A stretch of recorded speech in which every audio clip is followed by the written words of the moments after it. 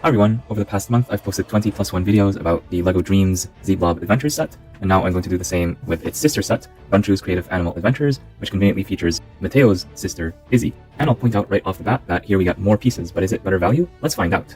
Just like before, I'm going to open the box from the top so I can put everything back later, and here's a look at the different alternative builds that we have. And in this set, once again, we get 2 unnumbered bags, the instruction manual with some of the builds, 10 out of 20, and this brick separator, which is usually not included in small sets, but because we're going to be building and rebuilding, LEGO included this here, and I'm very happy that they did. Taking a quick look at the instructions just to see, are there any cute illustrations inside? We do have one right here, although it is not certain whether or not we're going to get this large LEGO Dreamzzz set later in the summer. There are some rumors that it is actually cancelled, so we'll have to wait and see. Are there any more cute animations? Yes, we have here Izzie sleeping, and she's thinking about this cute little thing. So it's a Squishmallow / bunny rabbit. That's maybe what's going to turn into this. We'll have to find out. Here's one more cute animation. So that's pretty nice. And I'll see if there's anything at the end. Here's a part list. It's also available on lego.com. And notice that these parts are printed. There are no stickers in the set, thankfully. So yeah, here's a transformation of what these would look like converted from Lego form to more animalistic form. So that's pretty interesting that they went for this style when drawing this instead of just putting Lego pieces here. So all of these, you get the instructions for them. You're going to need to scan this QR code. Here's another QR code to scan to watch the series online, if it turns out that there is still a series at the time after this is recorded, because we do know for sure there were 2 seasons of LEGO Dreamzzz. There may or may not be a 3rd season. And here are other LEGO Dreamzzz sets that came out in January. Leave a comment down below if you're interested in any of these, and I'll try to see if I can pick it up for review. I might be getting this one just for the neon green tires. Alright, let's put these instructions aside and never look at them again, and get started with the build.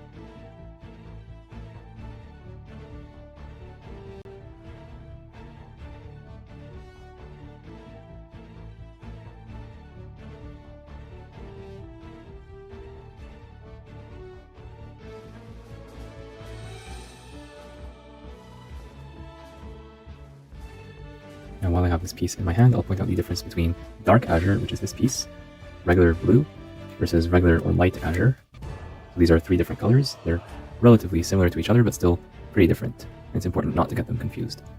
The face here is also done in dark azure as well.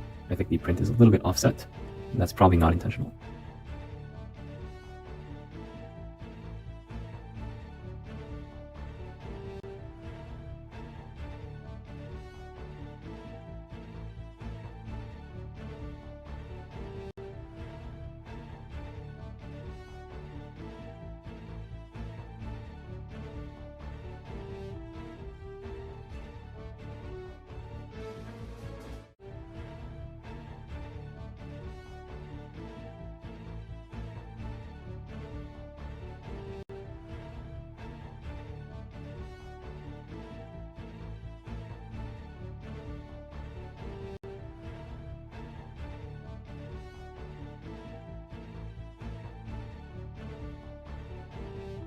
And you're done with the build with this final snap.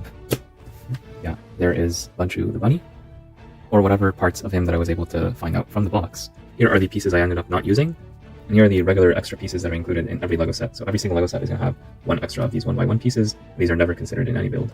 The set comes with 1 minifigure, Izzie, who is very well done. She has a nice big smile, a sparkly face. Her hair is sparkly with the pearlescent opalescent color that's between transparent blue and transparent purple. The printing on the torso is nice, both front and back. I like the open zipper and the color scheme. It suits her very well.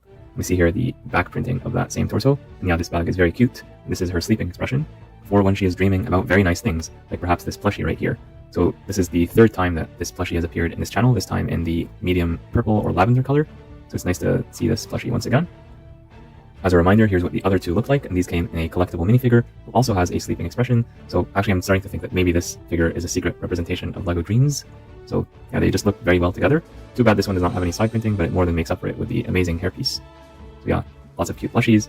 As a reminder, this is sold separately and is limited edition, so get it before April 2025.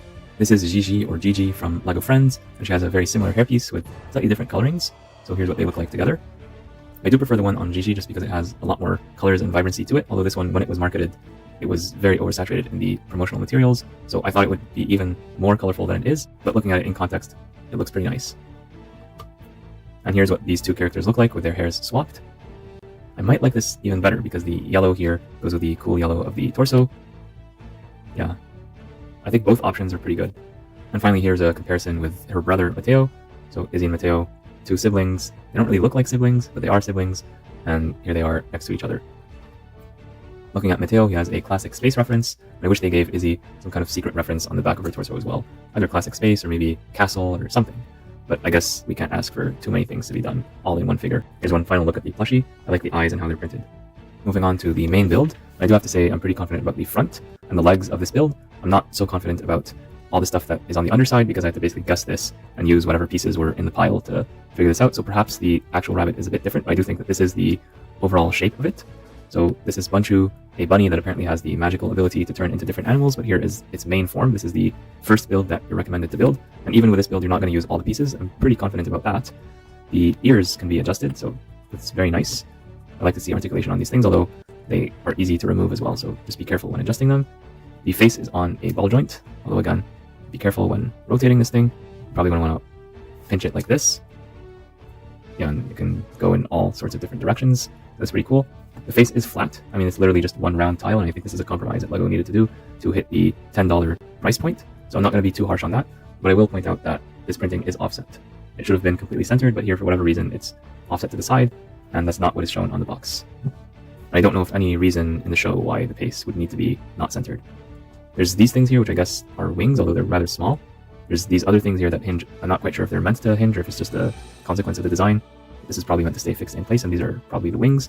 And I like the use of the foliage piece recolored to magenta here and here. So maybe it's a plant-based rabbit, and these are also plant leaves recolored to light azure as well. So you can either think of it as a rabbit that is formed from plants or just inspired from plants. So that's pretty interesting. The legs are on ball joints, so they can be articulated as well. And let's see if it can stand on its hind legs. I think it can. Let's just try that out. Yeah, so even with the front legs stretched forward, you can still pose it on its hind legs and put it in a standing pose. So that's pretty cool. The legs can be splayed out, obviously, because they're on ball joints. So yeah, you can come up with lots of crazy poses for this thing. And although there's no space by default for Izzie to ride Bunchu the bunny like she does in the show, you can just remove a couple of these pieces like this and basically create some space for her. Like 2 studs are sufficient. So you can be standing or sitting like this, standing here or sitting here or here. Or you could just remove a bunch more pieces and make this even better accommodating for a minifigure. So I wish they designed that a little bit better by having like these studs always exposed, maybe making it a little bit longer or something like that. But that's a minor thing because you just remove 2 pieces and technically she can sit on that. Or maybe she can stand over here on the head. And here's what that looks like. So yeah, this is a good look as well. Okay, so it's partially minifigure compatible right out of the box, and you can make it compatible with minor modifications, so that's definitely not bad.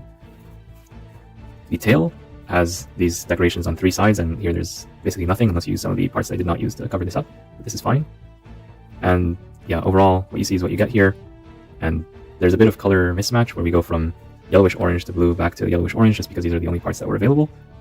At this size and at this scale and at this price, I'm not going to complain about that too much. If it was a $200 set, I would be much more strict with my criteria, but this is a playset for kids. You're supposed to build this, play with it for 10 minutes, get bored, and then switch to some other builds. So at this size and scale and price, I'm not going to complain about that, but it is something worth noting if you want to get a bunch of these and put them on display. And here's a final look at the thing from all angles. The way I built it, at least.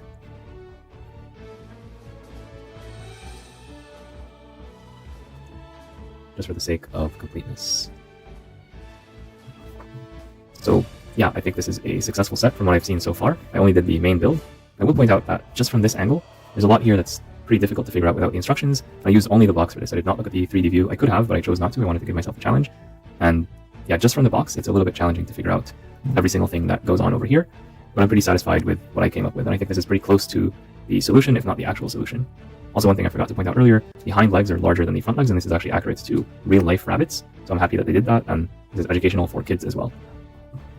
So as a parts pack, I think it's successful. You get a nice minifigure, so in terms of price and value, I think the set is definitely there. You also get one of these collectible plushies, and it's very rare to get these in any sets. There's 2 in the plush toy collector, there's 1 in a LEGO Friends set, 1 here, and 1 I'm not quite sure where it is, maybe in another LEGO Friends set, so I'll have to double check on that.